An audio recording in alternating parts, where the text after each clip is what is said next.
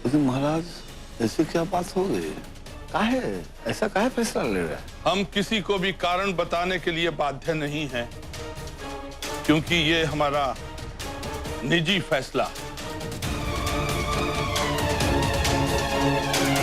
हम एक घोषणा और करना चाहते हैं कि हम आज अपना उत्तराधिकारी नियुक्त कर रहे हैं। हमारी उत्तराधिकारी होंगी श्रीमती सती रानी।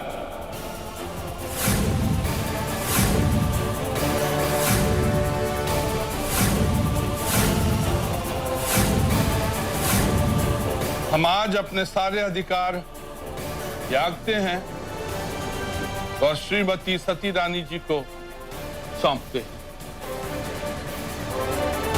हम आपसे आग्रह करते हैं कि आप आइए, अपना पद और आसन ग्रहण कीजिए।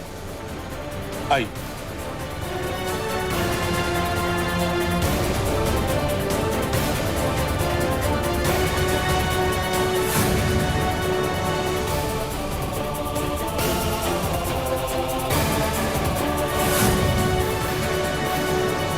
पंडित जी, विधि आरंभ कीजिए।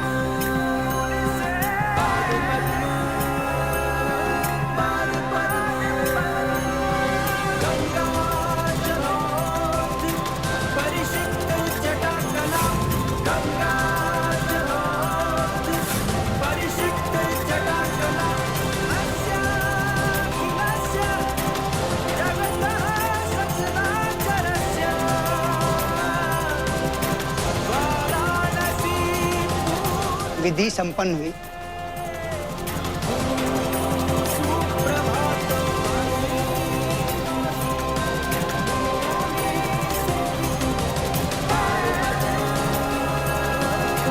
आप सबका बहुत बहुत धन्यवाद। पद की गरिमा को बनाए रखेंगे। धर्म और शास्त्र के अनुसार सबका मार्गदर्शन किया जाएगा। आज से 20 वर्ष पूर्व हमने स्वयं सुश्री दशरथ त्रिपाठी को इस पद पर नियुक्त किया था।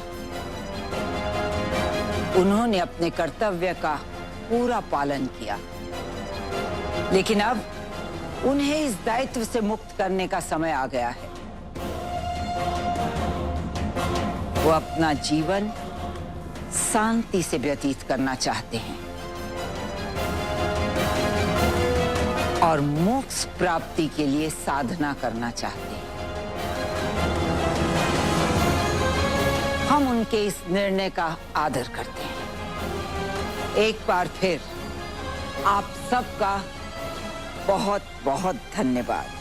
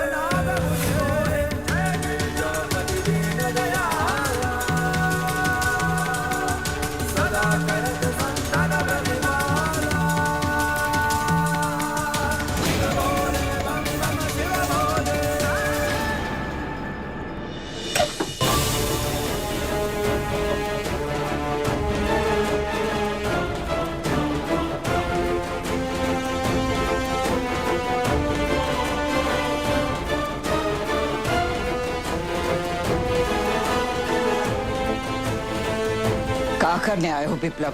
हम थके हैं, हमें आराम करने दो। दादी बुआ, हमें कुछ जरूरी काम था। का काम है? दादी बुआ, वही जो आप को करना चाहिए। हम दोनों को माफ कर दीजिए। देखिए, हमने सुना है कि बड़े अपने छोटों की गलतियों को माफ कर देते हैं। और हम तो आपके वही विप्लव है जिसको आपने दिल्ली पढ़ने के लिए भेजा था। और उस वक्त कहा भी था कि विप्लव तू जो करेगा हम तेरा साथ देंगे। चले जाओ बाहर विप्लव। नहीं, जब तक आप हमें माफ नहीं करेंगे हम कहीं नहीं जाएंगे। दादी बुआ, आपको जो सजा देनी हो हमें दे दीजिएगा, लेकिन माफ। हम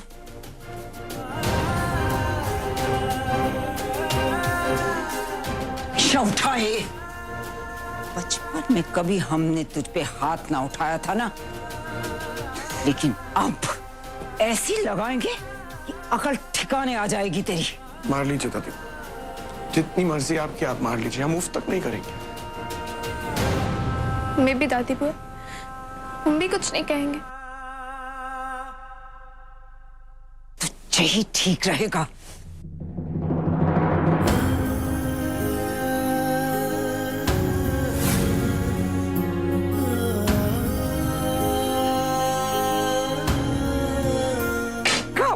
बचपना लगा रखा है, बड़ा हो गया। ठीक, हम जा रहे हैं। रुक विप्लव।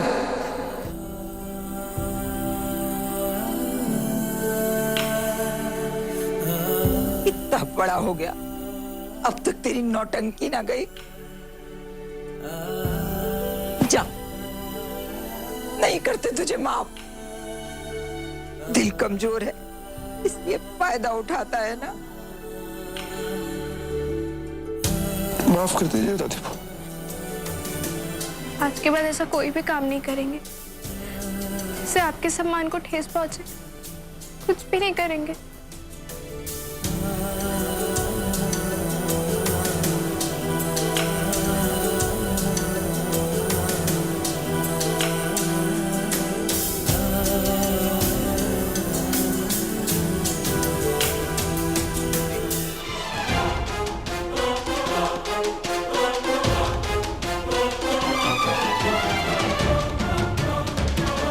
घनघोर कलयुग आ गया है।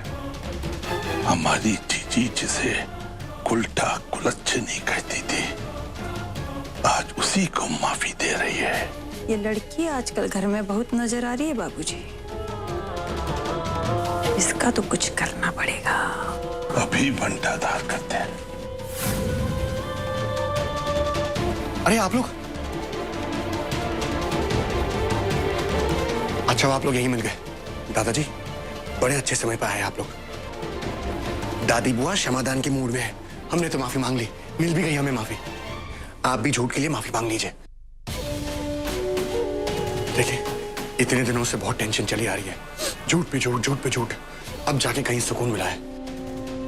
कुछ तो जश्न बनता है ना दादाजी। दादी, तुम जाओ मीठा लेके आओ सबके लिए। हाँ, अभी लाते हैं। हम सोच रहे थे थाने के लिए कुछ स्पेशल प्लान करें। 2 दिन के लिए उसे बाहर ले जाए। चाहे दादाजी? हाँ बेटा, ठीक है। Thank you, thank you, thank you, thank you, thank you. आते हैं।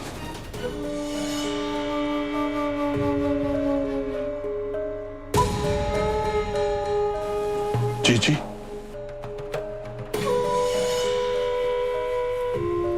आप अभी तक हमसे गुस्सा है? ये कहाँ का न्याय है जीजी?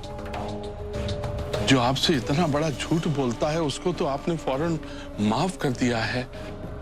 जीजी, अभी तक तो हमने आपको उसकी असलियत नहीं बताई। धानी एक नंबर की चरित्रहीन लड़की है।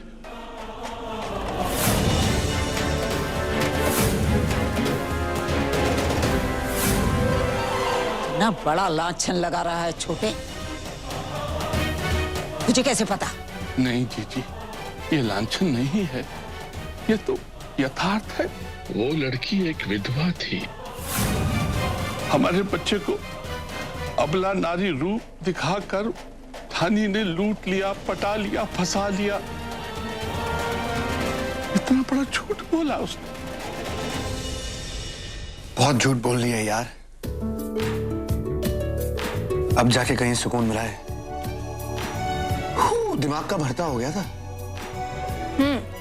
इसी खुशी में लो मुंह मीठा करो। विप्लव, क्या है ना, थोड़ा सा जोश आ गया था। हमारे पास आइडिया ही कुछ ऐसा है। क्या आइडिया? घूमने चले बाहर। घूमने? लेकिन कहाँ? हमको तो पता ही नहीं है कि वो उस लड़की को लेकर हमारे घर में कब और कैसे आया है। इस बात का कोई गवाह नहीं है जीजी कि क्या उन लोगों ने साथ फेरे लिए, या फिर उसकी मांग में सिंदूर डाला, या फिर उसको मंगलसूत्र पहनाया। कोई गवाह नहीं।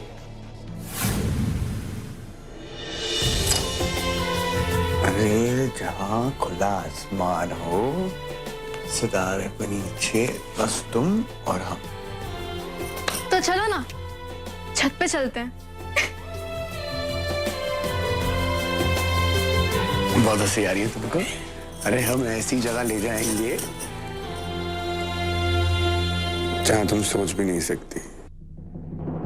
विप्लव तो आश्रम में केस लड़ने गया था बुआ जी, लेकिन ये लड़की झूठ बोलकर विप्लव के पीछे ही पड़ गई। अब विप्लव देखो एकदम गऊ जैसा भोला हमारा बेटा, उसको घर ले आया। शादी से पहले बहुत रास लीला की है इस लड़की ने। बहुत गुलछदे उड़ाए हैं जीजी, बहुत अय्याशी की है। पार्टियों में शराब पीकर नाची है धानी।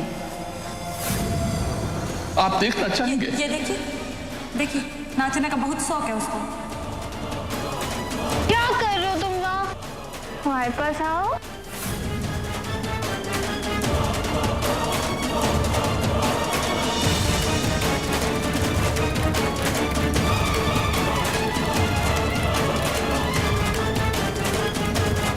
बंद कर ये सब।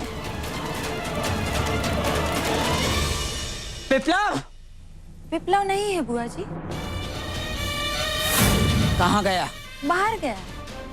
तो क्या है कि धानी बहुरानी को यहाँ घुटन हो रही थी इस माहौल में, तो उसने कहा कि हमको बाहर ले चलो। अब विप्लव तो एकदम गऊ जैसा भोला है हमारा बेटा, ले गया उसको 2 दिन घुमाने के लिए। हमारा फर्ज था, आपको हमने कह भी दिया और दिखा भी दिया। अब तक जो हुआ उस पर तो हमारा बस न था, पर अब जो होगा सब देखते जाना।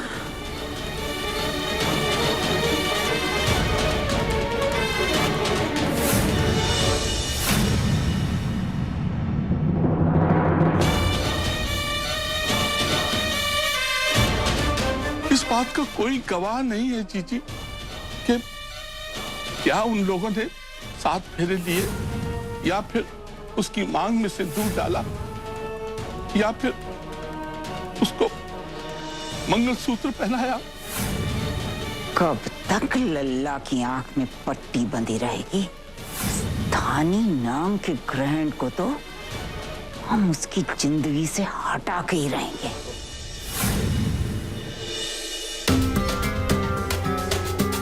धानी ने कुछ कहा था क्या? नहीं दीदी, हमारी तो उससे बातें नहीं हुई है। कल बुआ जी का फोन आया था कि मिलना है उनको। घबराहट हो रही है। पता नहीं किस लिए बुलाया है। हम बताते हैं किस लिए बुलाया है।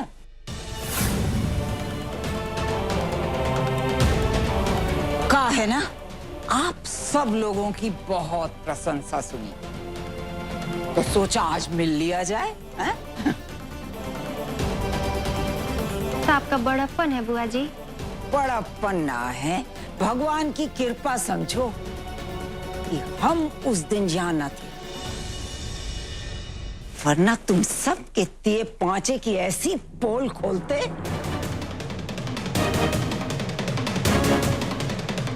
कोनो बात हुई है का बुआ जी? हमरे बुचिया से कोनो गलती हो तो बताइए हमको। ये भी कोई कम बोली गुड़िया ना है। इन्हीं के संस्कार मिले हैं धानी को।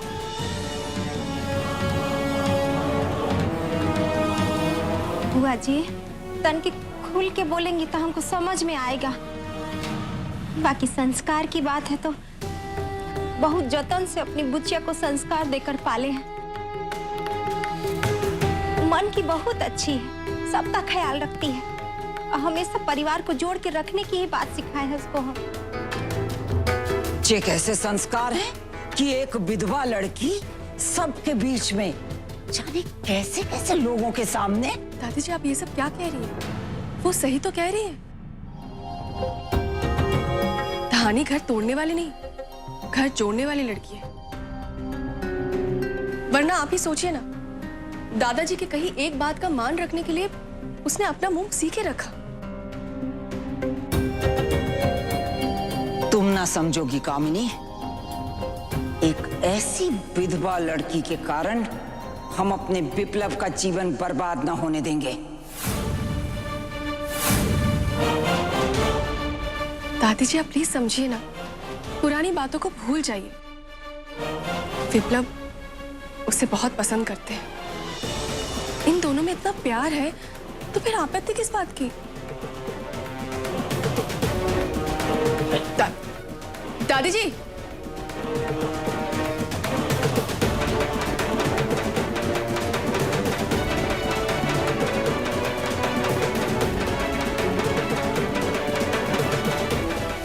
बेटा हमरी बुचिया नहीं दिख रही है, बचवा जी भी नहीं दिख रहा है। कहाँ है? तन की बुला दो मिल ले। नहीं, वो क्या है ना, धानी और विप्लव घूमने के लिए गए हैं।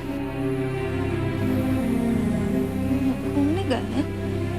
लेकिन वो बताए तो नहीं हमको, ऐसे अचानक। नहीं कोई परेशानी की बात नहीं है, ऐसे ही अचानक प्लान बन गया तो वो लोग चले गए। आप लोग बैठिए ना, मैं शरबत लेके आती हूँ। सुनो ना, एक बात पूछ सकते हैं तुमसे? जी बोलिए ना। बुआ जी इतना नाराज काहे हैं, गुस्सा काहे हैं हमारी बुचिया से? देखिए वो क्या है ना, धानी पहले विधवा थी, ये उन्हें पता नहीं था और अचानक पता चला तो वो, पर कोई बात नहीं, मैं उन्हें समझा दूंगी। तुम बहुत अच्छी हो बेटा, मेरा मन बहुत अच्छा है। चलो इस घर में कोई तो आया जो हमारी बुचिया का ख्याल रखे, उसका ध्यान रखे। आएगी तब बोलना कि हम लोग आए थे। आप भी अपना ख्याल रखिएगा।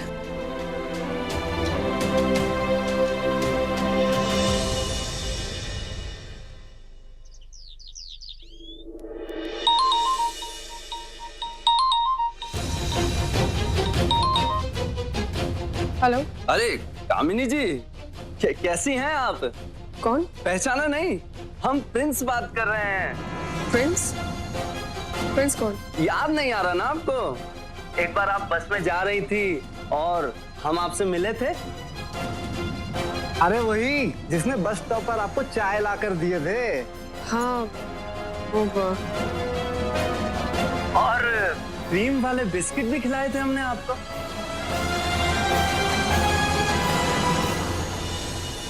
धानी तुम यहाँ क्या कर रही हो? मुझे तो लगा था तुम चली गई हो। और ये क्या तैयारी चल रही है? वो विप्लव हमें पिकनिक ले जा रहे हैं ना, तो बस उसी की तैयारी कर रहे हैं, कहीं कुछ छूट ना जाए। तो विप्लव कहाँ है? वो वहाँ पर तंबू लगा के रहने की बात कर रहे थे, तो बस वही सब सामान लेने गए। अच्छा, कोई आया था ना? हाँ वो तो चले गए। चले भी गए? कौन आया था? धानी तुम्हारी माँ आई थी। माई आई थी? हमें तो किसी ने नहीं बताया, ना ही मिलवाया। क्यों? नहीं